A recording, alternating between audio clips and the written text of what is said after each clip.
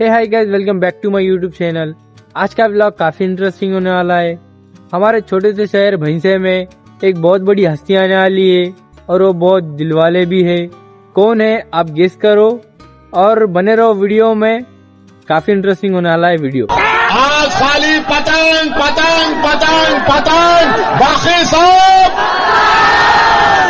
कि भारत ऑयल किस तेल किससे खरीदेगा। ट्रम्प बोल दिया मोदी को रशिया से मत खरीदो, मोदी बोल दिया यस सर।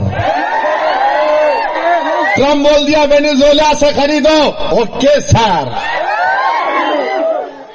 चाइना ने 80% हथियार वो जालिम पाकिस्तान को दिया। अब मोदी बोल रहे चाइना को रेड कारपेट आओ, पैसा लगाओ।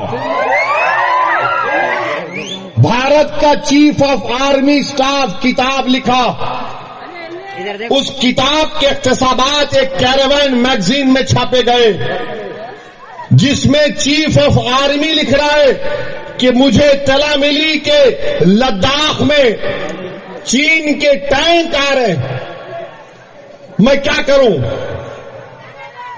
मोदी को बोले, डिफेंस मिनिस्टर को बोले, एनएसए को बोले, जितने बड़े बड़े लोग पूरों को बोले, अरे आ गए, आ रहे हैं। तो मोदी की तरफ से क्या जवाब आया, जो उचित है वही करो। आप बोलो, यहां बड़े डराते हमारे को। अबे वहां पे क्या हुआ, मोदी जी बोले जो उचित है वो करो। ये क्या बात हुई, ये क्या बात हुई बताओ आप, जो उचित है वो करो। अरे बोलना था मार के उखाड़ के भगाओ उन लोगों को। बल्कि मोदी जी तो मिलिट्री के ऑपरेशन में एक्सपर्ट है, मालूम आपको, याद है, याद है, किसको याद है? फैजुल्ला, तुम्हें को याद है?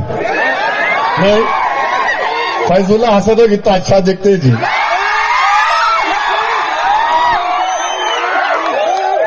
बालाकोट का ऑपरेशन हुआ तो मोदी जी का इंटरव्यू अब जाके देखो यूट्यूब पे। मोदी जी बोल रहे, फौज ने मुझसे पूछा, मैंने कहा बादल है, बादलों का सहारा लेकर पाकिस्तान पर सर्जिकल स्ट्राइक कर दो। मोदी जी बादल को देख के बोले हमला कर दो। माने मोदी जी को शायद नहीं मालूम कि प्लेन का जो रेडार रहता वो दुश्मन को मालूम होता था, मगर मोदी जी बोले बादल है, मैं बादल देख रहा हूं दिल्ली से, बादल। अरे जब आप बादल देख के बालाकोट का स्ट्राइक करो बोले, यहां पे आप क्या बोल दिए, जो उचित है वो करो। मेरे दोस्त जो मंजलिस की दुश्मनी में काम कर रहे हैं, भारत के लिए जो उचित होगा वो करना पड़ेगा। भारत की एक एक इंच जमीन हमारे लिए कीमती है। नेताजी सुभाष चंद्र बोस ने, हैदराबाद के मौलवी अलाउद्दीन ने अपनी जानों की कुर्बानी इसलिए नहीं दी कि हमारी एक इंच जमीन पर कोई चीनी या पाकिस्तानी कब्जा करने की नजर उठाकर देखें। बताओ 56 इंच का सीना बोलने वालों, अब बोलो, अब बोलो। अब कुछ नहीं बोलेंगे, मैं नहीं बोल रहा हूं, वो जनरल साहब बोले। मेरे पे आके कल केस नहीं बुक करना, मेरी तकरीर के बाद जाके नहीं बोलना वो आए थे भड़काऊ भाषण दे के गए। अरे कैरावान मैगजीन में जनरल के नाम के गेम बदल देंगे। अब नहीं आती रात में नींद लोगों की, अब नहीं आती। किसको बुलाते बुला लो, अमित शाह सुना 8 तारीख को आ रहे, निर्मल उनको ही बुला लो, यहाँ पे कुछ भी नहीं होने वाला है, कुछ नहीं होने वाला है। आप देखो ये कैसे लोग हैं, नहीं इनको इंडिपेंडेंट को सपोर्ट करेंगे, उनको वो करें, कुछ भी नहीं होने वाला। ये पूरे के पूरे इंशाअल्लाह ताला अपनी जमानतों को अल्लाह जब्त करवाएगा इन लोगों की। और मैं नौजवानों को बता रहा हूं, मैं बचपने से अपने मरहूम वालिद के साथ हमको इस मुकाम को अता किया। वैसे के नौजवानों, अब तुम्हारी बारी है कि तुमको अपने मजबूत खंडों पर इस जमात को लेके आगे बढ़ना है। नहीं मालूम मेरी जिंदगी का चिराग कब बुझ जाए, अल्लाह जानता है। मगर मेरी एक ही ख्वाहिश है, मैं हमेशा अल्लाह से दुआ करता हूं कि रब्बे करीम, हक तो ये है कि हक अदा ना हो सका, तूने बेशुमार नेमतों से मुझे नवाजा। अल्लाह, मेरी आंख बंद होने से पहले मेरी एक ही ख्वाहिश ये है कि हिंदुस्तान के कोने कोने में भैंसे की तरह इत्तेहाद पैदा हो जाए। मेरी एक ही दुआ है कि जिस तरह कौम की तड़प यहाँ के बच्चों में है, यहाँ के बुजुर्गों में है, और खास तौर से यहाँ की माओं में है, उस तरह का धड़कता हुआ दिल अल्लाह उनको दे दे। और मुझे यकीन है कि इंशाअल्लाह ताला वो दिन आएगा। मैं रहूं या ना रहूं, मेरी इस तकरीर के अल्फाज को तुम याद रख लेना। ये नौजवान, तुम देखोगे वो दिन कि हमने कहा था, और इंशाअल्लाह ताला हम उस दिन को हासिल करेंगे। दुश्मनी क्यों है? दुश्मनी इसलिए है कि मजलूमों को लीडर बना रही है मजलिस। दुश्मनी क्यों है कि नहीं देखना चाहते ऊंची कुर्सी पर। दुश्मनी क्यों है कि हम इसके सामने ठहरेंगे, ये हमारे सामने कुर्सी पर बैठेगा पैर पे पैर डालकर। यही नफरत है। ये हमको ये चाहते हैं कि हम इनके सामने हाथ बांधकर सर झुकाकर बात करें। सालार ने हमको ये मिजाज दिया, मजलिस इत्तेहादुल मुस्लिमीन ने हमको मिजाज दिया कि कुर्सी भी हमारी होगी, हम बैठेंगे कुर्सी पर, पैर पे पैर डालकर तेरी आंख में आंख डालकर बोलेंगे ये काम तेरे को करना पड़ेगा, ये गरीबों का काम है। यही चीज इनको पसंद नहीं आती। क्यों दुश्मनी है मुझसे? क्यों मेरी गाड़ी पर 6-6 गोलियां चलाई गई? मारने वालों ने कहा बहुत बोलता है इन्हें, इसकी जबान बड़ी तड़क है। अरे जबान तो तड़क ही रहेगी। इंसान को अल्लाह ने जबान दी ताकि जालिमों को जालिम बोल सके। अल्लाह ने इंसान को जबान दी ताकि मजलूम का साथ दे सके। अगर ये गुनाह है तो सुन लो जालिमों, तुम्हारी गोलियां खत्म हो जाएंगी, मैं मर जाऊंगा, मगर हजारों मेरी तरह लोग खड़े हो जाएंगे और इस कौम की खिदमत के लिए न सिर्फ खिदमत करेंगे बल्कि उनका मुकाम दिलाएंगे। तो मेरे अजीज दोस्तों और बुजुर्गों, मेरी आपसे अपील है कि 11 तारीख के दिन अपने के कोर्ट का इस्तेमाल करिए, इनकी बातों में मत आइए। मेरी तकरीर के बाद अब शैतान ज्यादा एक्टिव हो जाता, कल सुबह से उन्हें शुरू हो जाता, अरे नहीं आया इन्हें, तो कल से शुरू बोली और नहीं ऐसा नहीं है, माहौल कुछ है भाई, उन्हें वैसा इन्हें वैसा, कुछ नहीं होता। ये सब रेशमी नाड़े हैं, याद रखो, कुछ होने वाला नहीं है। महाराष्ट्र में गए कि वीडियो कहा गया इम्तियाज जलील महाराष्ट्र के मुसलमानों का सबसे बड़ा लीडर बन चुका है अल्हम्दुलिल्लाह।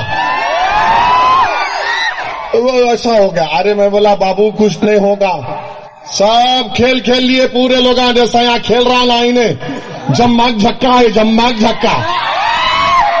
वो क्या बोलते हैं उसको, वो इमली के चोंचे, वो घेरा डालते देखो, हाँ यूं लेके टाप मारे ना तो पूरा चोंचो, उसको तुम चोंचे खेल रहे ना खेलो, मालूम होता तुम्हारे को। अब वो भी नहीं आता मालूम मेरे को। हम गेम बदल देंगे पूरा इंशाअल्लाह ताला। तो मेरे अजीज दोस्तों, महाराष्ट्र में 33 कारपोरेटर औरंगाबाद में मजलिस के जीते। कितने? 33। शिंदे नीचे, उद्धव ठाकरे नीचे, कांग्रेस नीचे, शरद पवार नीचे, सब परेशानी आखिर है क्या रे भाई? तो औरंगाबाद की आवाम ने कह दिया जब भैंसे में हो सकता तो हमारे शहर में क्यों नहीं हो सकता। फिर बिहार में समाजवादी पार्टी के अखिलेश यादव कांग्रेस से मिल लिए, राजद से मिल लिए, सीपीआईएमएल से मिल लिए, सीपीआई से मिले, उत्तर प्रदेश से अपने 5-6 एमपी को भिजाए और उनका एक ही काम था सुबह शाम मजलिस का वजीफा पढ़ो बस मजलिस का वजीफा पढ़ो, मजलिस ये मजलिस वो। हम भी क्या किए, बिहार में तो उनको जवाब मिल गया था, तो ऐसे कोई दानिश्वर लोग मिल गए, ज्यादा 2 लफ्ज अंग्रेजी के क्या बोलते, इनको समझ में आता कि इनके सर से सींग निकल रहा। सुबह की फ्लाइट मेरे को आके बोले हाउ आर यू,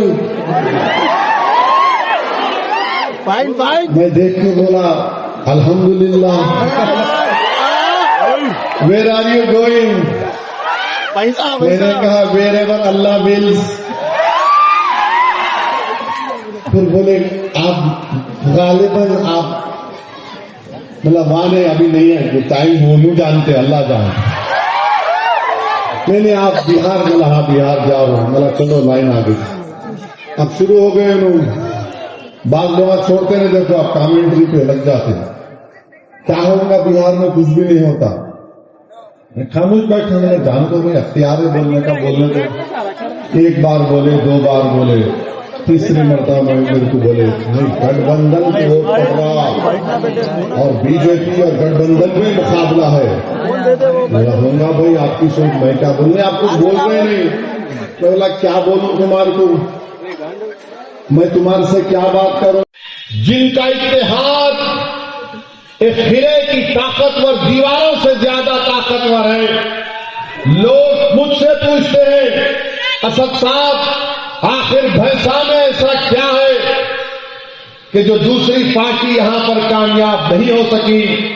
आखिर भैंसा की आवाम में आखिर ये है क्या कि जो कोई आता यहां पर सर पटक के मायूस होकर चला जाता। मैं उनको एक ही कहता हूं कि भैंसा की आवाम गयूर आवाम है। भैंसा की आवाम जालिम को पहचानती है। भैंसा की आवाम गद्दारों को पहचानती है। भैंसा की आवाम फिरका परस्ती की ताकतों को पहचानती है। भैंसा आपका है, ये इज्जत आपकी दीवी है, ये ताकत आपकी है, ये पूरे भैंसे की पहचान तुम्हारे इत्तेहाद की निशानी है। आज दुश्मन आता है इसलिए आता है कि तुम्हारे इत्तेहाद को कमजोर किया जाए। दुश्मन आता है इसलिए कि तुम्हारी ताकत को कमजोरी में तब्दील किया जाए। दुश्मन आता है इसलिए ताकि जो लोग नहीं पसंद करते कि तुम्हारी जमात का कोई नुमाइंदा यहां पर इतनी ताकतवर मौक़िफ़ को अख्तियार कर रखे। तो मैं आपसे अदबन गुजारिश करने आया हूं, दुश्मन को शिकस्त दो, उसके इरादों में उसको नाकाम कर दो, उसके मंसूबों पर पानी फेर दो। तुम एक शीशा पिलाई हुई दीवार की तरह मुत्तहिद हो, उस इत्तेहाद को और मजबूत कर लो। और उनसे हम पुकार कर कहेंगे, दुश्मनों से हम पुकार कर कहेंगे, बीजेपी आरएसएस हिंदू वाहिनी से और उन मीर जाफर और मीर सादिक से, बेटा आप मारो हमको, आप मारेंगे। इत्तेहाद की दीवार गिरने वाली नहीं है इंशाअल्लाह ताला। जावेद अहमद मर जाएगा, असदुद्दीन ओवैसी मर जाएगा, हम खबरों में हमारी हड्डियां गल जाएंगी, मगर खुदा की कसम ये भैंसा हमारा किला था और हमेशा रहेगा। ये हमारे इत्तेहाद का किला है, ये हमारी सियासी ताकत का किला है, ये हमारी पहचान है और इंशाअल्लाह वो रहेगा। मुझे इस बात की पूरी उम्मीद है कि अल्लाह इन तमाम लोगों के मंसूबों को नाकाम कर देगा इंशाअल्लाह ताला। मेरे अजीज दोस्तों और बुजुर्गों, डरने और घबराने की जरूरत नहीं है। बिहार में भी ऐसी हुआ, बिहार में भी मत बनाइए। चीन, पाकिस्तान हमारी जमीन पर अक्साई चीन जो भारत का हिस्सा, वहां से पैसा लगाकर वो ग्वादर पोर्ट पर बना रहा है। हमको बोले छाबार पोर्ट आप नहीं बनाना। अरे क्या फॉरेन पॉलिसी है? अरे हम तो 200 साल के अंग्रेजों की गुलामी को छुटकारा दिलाए कि गोरी चमड़ी वाला हमको ऑर्डर ना दे। आज ट्रम्प बोल रहा है कि 500 बिलियन का ट्रेड होगा, यानी भारत से जो सामान जाएगा एक्सपोर्ट से 18% टैरिफ, अमेरिका से जो आएगा उस पर 0%। ये क्या इंसाफ है बताओ आप? ये मैं नहीं कह रहा हूं, ट्रम्प की व्हाइट हाउस की प्रेस सेक्रेटरी का वीडियो है। बोलो बीजेपी आरएसएस वालों, ये तुम्हारी देशभक्ति है कि गोरी चमड़ी वाला बोलेगा कि हम तेल किससे खरीदना, कल गोरी चमड़ी वाला बोलेगा कि सांस कब लो, सांस कब मत लो। अरे राष्ट्रवाद का मतलब यह है कि जो भारत का हुक्मरान होगा वो किसी माइकल लाल को नहीं सुनना चाहिए। तो खैर मेरे अजीज दोस्तों और बुजुर्गों, 11 तारीख को मेरी आपसे अपील है कि भैंसे की पूरे आसमानों पर सिर्फ पतंग नजर आना चाहिए और पोलिंग बूथ में खाली आवाज आना ठपा ठप ठपा ठप ठपा ठप ठपा ठप ठपा ठप ठपा ठप, और पोलिंग बूथ में एक ही आवाज आना।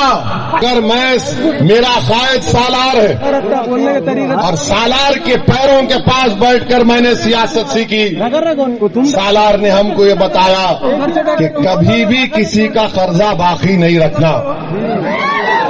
हम लोग गए शिवाजी मानखुर्द में, समाजवादी पार्टी का एमएलए अतीक एक नौजवान है, उस नौजवान को देखे तो मुझे जाबिर अहमद साहब की जवानी याद आई। उस बच्चे ने सिर्फ 12,000 वोट से असेंबली की सीट नहीं जीत सका। हमने कहा अतीक, बलाला साहब को जिम्मेदारी दी गई। अल्हम्दुलिल्लाह बलाला साहब और तमाम जिम्मेदारों ने बड़ी मेहनत की, अल्लाह उनको उसका दीन दुनिया में अजर दे। वहां पर 8 वार्ड है, पूरी ताकत लगा दिए समाजवादी कांग्रेस वाले। उद्धव ठाकरे के लोग भी आगे, नहीं नहीं नहीं मंजलिस नहीं जीतना। 8 में से 6 वार्ड मंजलिस जीती, 6 वार्ड। एक दलित उबाले साहब जीते और पूरे मुंबई में 8 कारपोरेटर हमारे जीते। पूरे मुंबई में परेशानी आ गई, अरे ये क्या हो गया, कैसे हुआ? और लोग हमको फिरका परस्त बोलते। हैदराबाद को मेरे पास, इसको मेरे अजीज दोस्तों और बुजुर्गों, बिहार में कामयाबी मिल गई। महाराष्ट्र में अल्हम्दुलिल्लाह 125 कारपोरेटर म्युनिसिपल कारपोरेशन में कामयाब हुए। 80 म्युनिसिपैलिटी में 1.5 महीना पहले कामयाब हुए। तो करीब मजलिस के 200 कारपोरेटर हैं पूरे महाराष्ट्र में इम्तियाज जलील की क़यादत में। तो मेरे अजीज दोस्तों और बुजुर्गों, 11 तारीख के दिन अपने एक वोट का सही इस्तेमाल करिए। जहां पतंग का निशान दिखा वहां पर ठप्पा मारिए, अपने इत्तेहाद को बचाइए, उसको मजबूत करिए। और ये लोग जो आए हैं ये सिर्फ कोशिश कर रहे हैं, इंशाअल्लाह ताला अल्लाह इनको शिकस्त देगा। मुझे पूरा यकीन है आप पर कि आप यहां पर भारी अक्सरियत से पूरे मजलिस के अराकीन बल्दिया को कामयाब करेंगे। और मुझे जानकर बड़ी खुशी हुई कि 3 ऐसे वार्ड हैं ओपन कैटेगरी के हैं, खवातीन के लिए महफूज हैं। यहां पर मजलिस ने हमारी दलित बहनों को यहां से उम्मीदवार बनाया है। मैं हमारे दलित भाइयों को, बहनों को, बल्कि बैकवर्ड क्लास के हमारे हिंदू भाई बहनों को कह रहा हूं, स्माइल। मोदी बोलते हैं ना कि सबसे बड़ा बैकवर्ड क्लास का नेता मैं हूं। यूजीसी के रेगुलेशन बनाए गए कि किसी यूनिवर्सिटी कॉलेज में भेदभाव नहीं होगा, अकलियतों से, बैकवर्ड क्लास से, दलित से, आदिवासी से। सुप्रीम कोर्ट में कोई चैलेंज किए, स्टे कर दिए। ये ऐसी हुकूमत है जो सुप्रीम कोर्ट को ये नहीं बता सकी कि रोहित वेमुला को क्यों मौत हुई थी, रोहित वेमुला की हैदराबाद सेंट्रल यूनिवर्सिटी। कभी ये तो पूछ लो मोदी से कि जो रेगुलेशन बनाया गया था इंसाफ के लिए, सुप्रीम कोर्ट ने उसको स्टे क्यों दिया? अरे कभी चश्मा उतार कर देखो हमारी नफरत का, तो तुमको अंदाजा होगा कि हमारा दिल तुम्हारे लिए धड़कता है।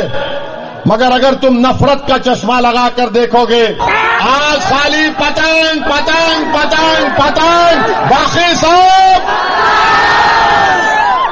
और हम कैसा डालना पतंग को शादी में से डाल के, कैसा एक्शन। सलाम वालेकुम। गाइज वहाँ पे बहुत पब्लिक थी और वीडियो ज़रा ब्लर ब्लर भी आया। गाइज अगर मेरा वीडियो अच्छा लगा तो लाइक कर देना, चैनल पे नए आए हो तो सब्सक्राइब कर देना। मैं मिलता हूँ आपको नेक्स्ट व्लॉग में। आपके लिए इतना ही। अल्लाह हाफिज़।